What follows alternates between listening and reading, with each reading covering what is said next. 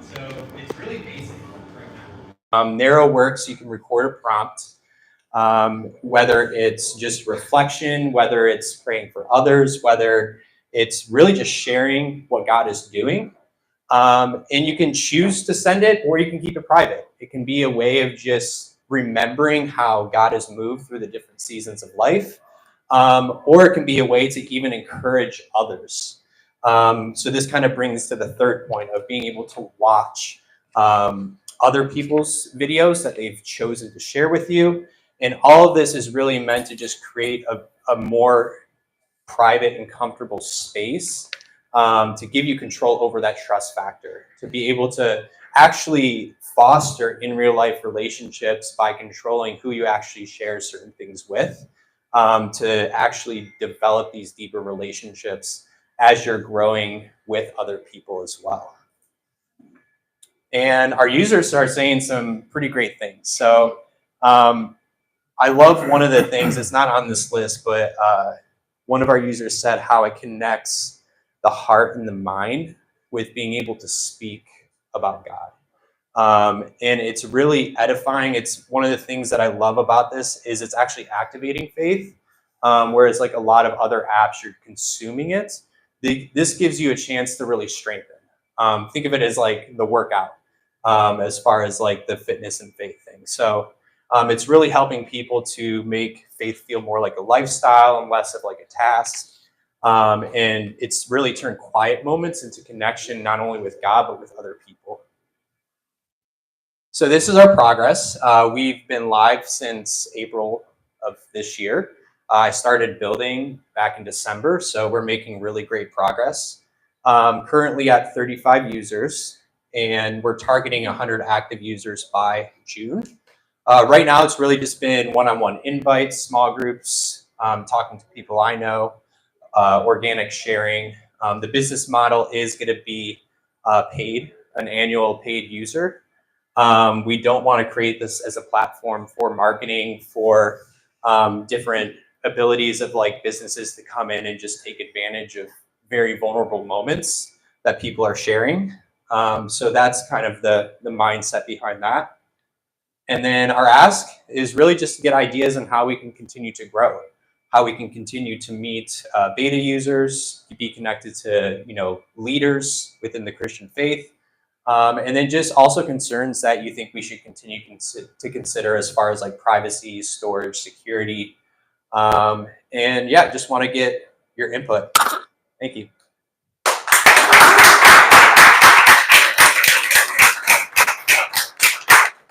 Are you connected to any churches?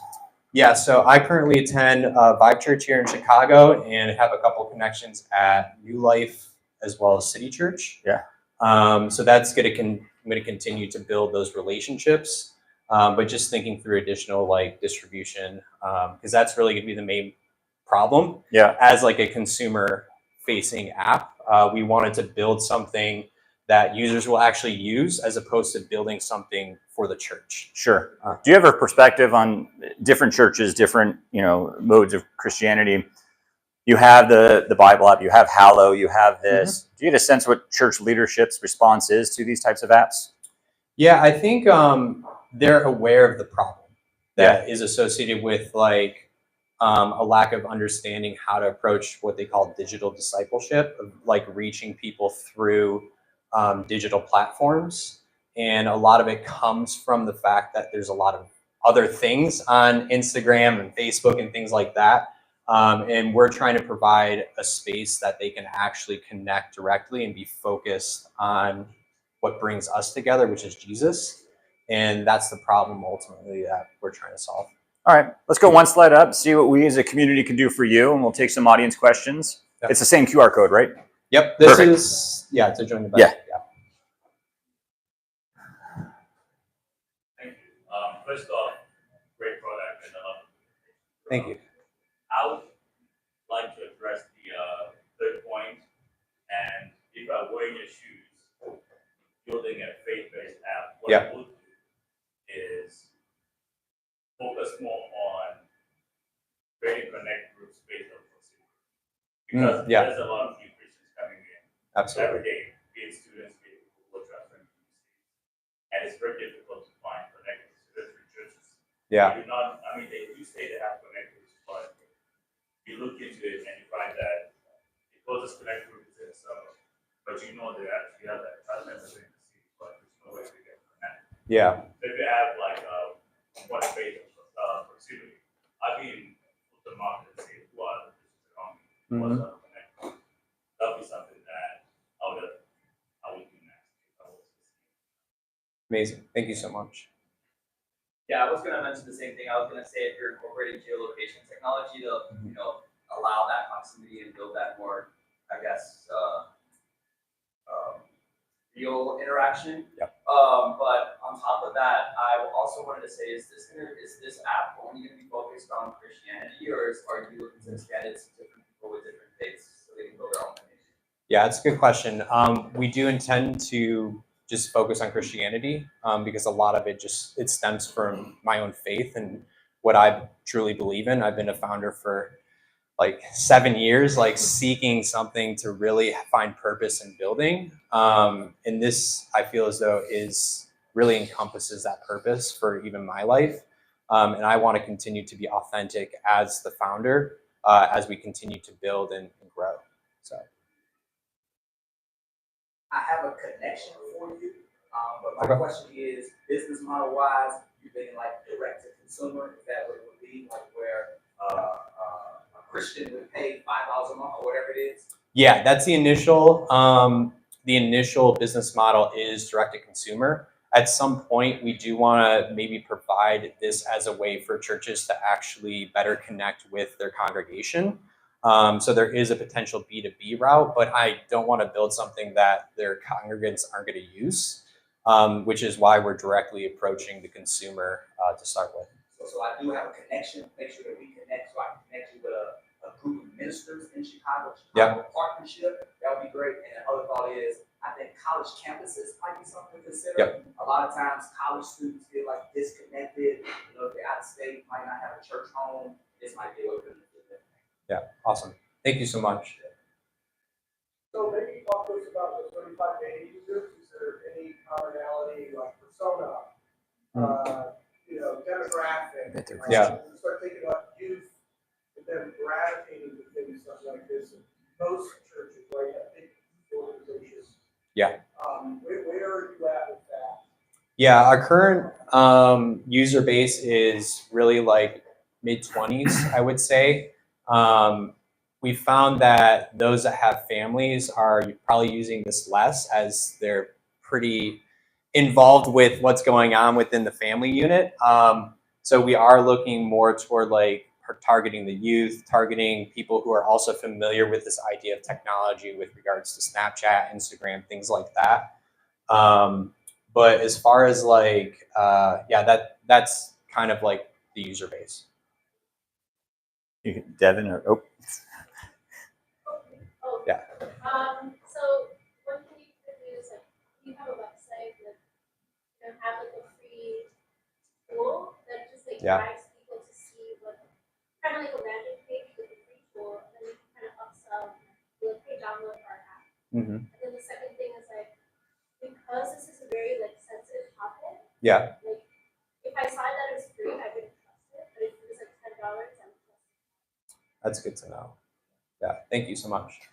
Devin in the back's had his hand up. Oh, yeah. Kind of similar to that vein, I think that because it's also niche, I think that getting on platforms like TikTok where you get to like Christian algorithm, where people are already trying to use a TikTok or Instagram Reels to find this content. Yeah. Maybe even marketing like, hey, there's a specific app that you can get into that kind of algorithm. I think you can drive a lot of traffic to those things. So Awesome. Thank you. Instead of going to door to door, you thought about going church to church with flyers and possibly having a special URL for each church, so that every person that signs up to the QR code, and they get out to the numbers, they'll get a percentage of the signups. Yeah, that's a good idea. I know we actually do have the church name as a part of making a profile so that we know like, oh, we have X amount of members from your church here on this platform, and then be able to approach the church showing that we already have value for them. But that I like the idea of the donation as well. I kind of see two different user bases. You have like church members, and then you have church leadership. Worship leaders, ministers, pastors. Have you talked to the two different groups of the 35 beta members? Are they mostly church members, or are they church leadership? And how are you kind of finding different user experiences for them? Yeah, right now it's strictly members, I would say. They're using it, most of our users are using it as kind of the function of reflecting and in their own sort of journey. And then at some point, we also want to foster more in real life events that will be able to bring those two parties together to interact and connect. But I do see a different sort of experience for the leadership side of things as well, in terms of functionality of being able to lead the members. It almost like turns them into influencers. Yeah. Yeah. And they're the ones posting most, 75% of the content.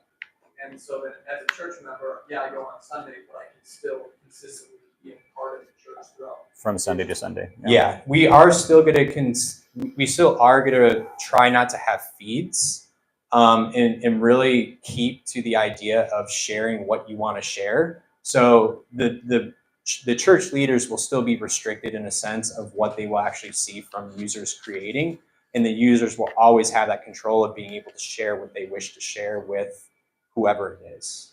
We got one final question in the corner there. This may be a little out of the box, Yeah. but have you considered hospitals or clinics? I was a practice manager for a while, and we often had folks before surgery, even in times of checkups and things Yeah. like that, wanting to have a moment of prayer. And I think having, even to the, so on the one end, on the clinic side, but then on the greater side for like hospitals, I remember like I having a friend who was suffering from breast cancer, and we went down to the chapel. There was tons of us who kind of were in different varying stages of faith, and we're all there together to support and with prayer for her. And I think in those moments of processing and of that, kind of trying to navigate the community what this could mean, I think that space could be really cool for folks who might absolutely need in that moment, whether they're in the hospital bed or supporting someone who is. Yeah, I like that. To have that conversation. no, I love that. Yeah, I like that. Thank you. Let's say thank you. Thank you, Dustin. All right.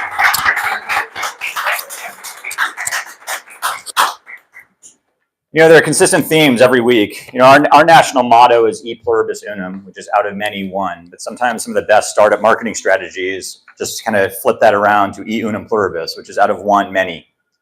And you got both of you, Eugene and Dustin, got a lot of feedback. If there are groups that you can get to that have access to your users right behind them, how much more efficient would it be to get to recruit a few of those? It's usually less costly, it's usually less effort, and it pays enormous dividends. And so not just for you two as speakers, but for those of you in the audience trying to build awareness, think about who has access to the users that you're connecting with and how can you get through them. This is 1MC. I hope you guys enjoyed it. We have a couple of announcements. Mentioned it's a nonprofit. They're sponsored with grants and funds, and one of the ways they can continue to receive those monies is by sharing with people who have the purse strings. Who attends? The attendance. We have 50 people here. We've had 50 people almost every week.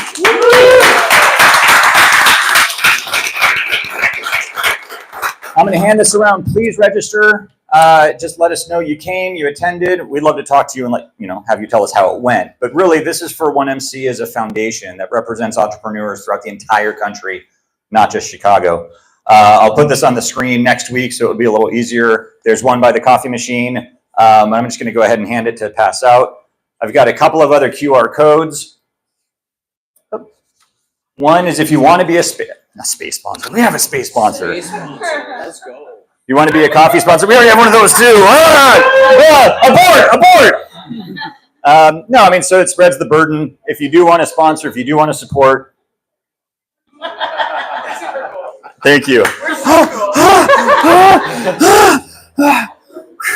feel like I dodged a bullet or I walked into one. Follow us on LinkedIn, follow us on Instagram, and then if you want to be a presenter, there's a QR code here, but Lauren's raising her hand in the back. This work, come and present. It's low key, it's low stress, and it's a great opportunity for you to share your story with us and maybe get some help. Yeah, love it. That's it. Thank you so much. Do we get the presenters and the 1MC organizers, our sponsors and hosts? And we have one more word from Sam. Hey, is anyone staying to co-work for the day? Yes. Oh, yes. Okay, like everyone. Okay, so we have to like flip this room back. But if you guys are staying to co-work, there's seating down in that window bay in the front. Just like Oh, before yes, you yes, camp out. yes. There's also more on the second floor. I keep forgetting. But we'll probably, we'll figure it out. There's a lot of you, so thanks for staying. If you need anything, come find me. Thank you. I forgot about that. And one other thing. Does anybody have an event or something that they'd like to share? Not a pitch, but anything going on they want to tell it this week? Crystal? Tech Walk this weekend, May 18. Alex is going to be co-hosting, so come join us on May 18th, Sunday, 10 o'clock a.m. On the 606. We meet at Incento 606 Coffee. And we go for a walk. Excellent. Any other announcements? Okay, we're gonna bring. Sorry, we have an announcement in the back. One more event, June 16th to July 11th, we'll have a 4-week long pop-up boarding space called Onion Dow. Oh, yeah. We have this massive 18,000 square foot office that we're renting out for the month. Had over 130 desks alongside co-working. We also do social events, things like kayaks, paintball, skydiving, urban farming, music production classes, etc. All free to attend. Oniondow.net. We're just talking about me. That's amazing. Let's bring the presenters up. We'll take some pictures. They were presented a little coffee tumbler. You get a notebook as well. It's pretty high stakes here. Where is Dan Arliss?